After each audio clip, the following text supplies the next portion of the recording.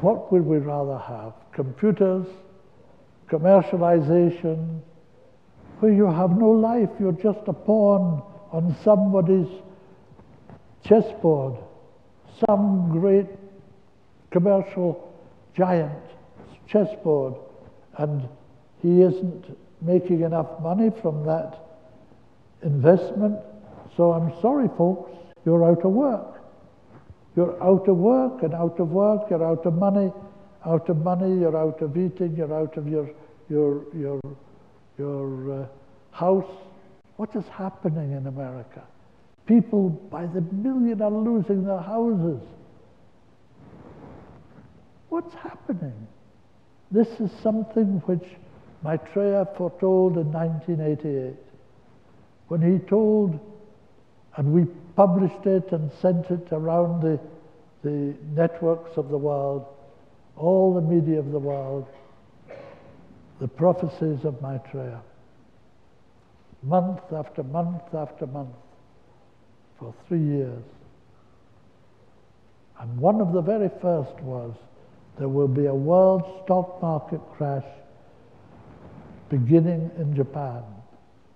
The whole world is going through, as you know, as you're beginning to know, although I've been telling you this every time I speak in the States, I have said, Maitreya says, it's not my information, it's Maitreya's information, that we are heading for a crash. Not just the stock exchange. The stock exchange he calls a gambling casino. That's what it is, a gambling casino. It has nothing to do, very, very little to do, tiny proportion to do with the real world. Trade. Almost all the action and movement in the stock exchange, 97.5% is to do with currency transactions. The price of the yen or the price of the dollar in relation to this or that, price of sterling in relation to... That's it. People buy and sell by the billions. And people make billions of profits and lose billions of profits. There are just about 200 financiers whose sole job in the world is buying and selling other people's currencies. It could be their own currency, dollars. They sell it. They don't care whether they sell it and the dollar falls. Wherever they can make money, they make money. They do nothing else. They're on the phone all day long, and they may live in New York or London or wherever in the world. They're in every country, and there are about 200 of them. And their sole life is buying and selling currency. And they pull down nations.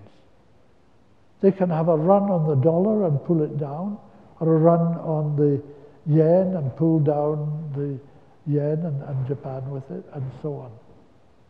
They own allegiance to no country, only to this thing they have of gambling. More people in the United States invest in the stock exchange than, say, in Europe. People on the whole in Europe and Britain and elsewhere do not invest in the stock exchange. A few do, but it is a relatively small number. Not as many as some traditional conservative governments would like, but nothing like the numbers in this country. But again, it's a way of life for you. You invest. Speculation is a disease, and speculation is the biggest disease humanity has. But it's a disease. It's a disease of the mind, a disease of the psyche, and a disease of the heart. It gives you heart failure, It gives you a diseased mind, and it would give you rickets if you needed to get rickets. It's the worst disease as seen by hierarchy, the masters, that engages the interest of humanity. It's to get richer, to make the little money that you have more money, and to make that into more money, and that into more money. It's all about getting richer.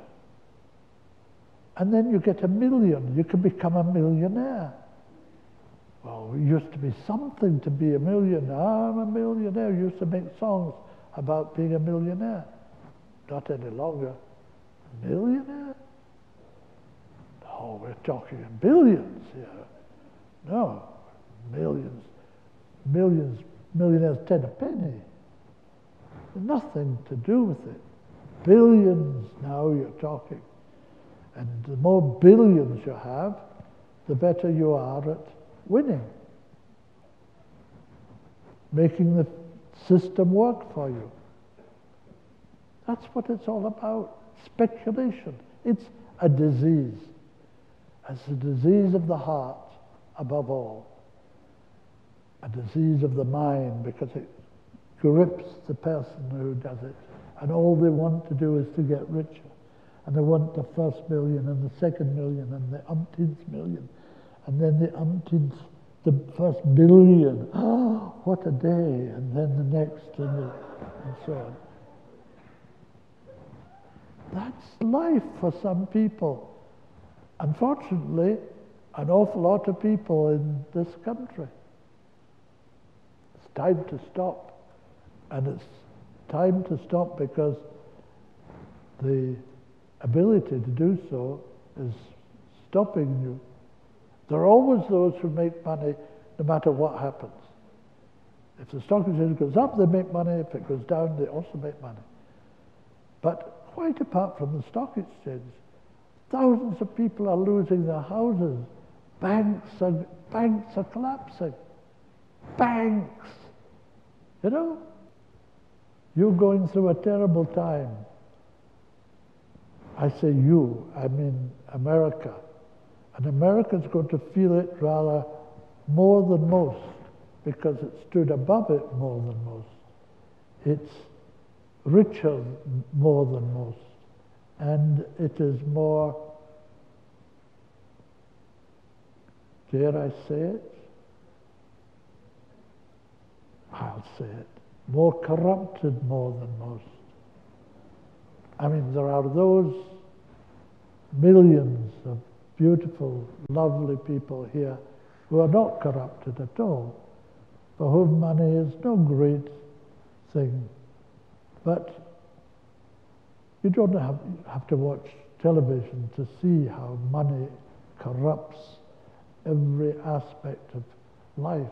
This constant message, which is all to do with selling goods of one kind or another, or selling help of one kind or another, pills of one kind or another, soap of one kind or another, washing up liquid of one kind or another. It's all about selling, making money. Now, there's nothing wrong with making money if you have to make money to live, of course. It's just the excess. This is a country of excess. And because of that excess, it's going to feel it most. You're going to have to live in a kind of wilderness, which will seem a wilderness, even though it's a very well-stocked wilderness for a time, until you get over this desire for excess.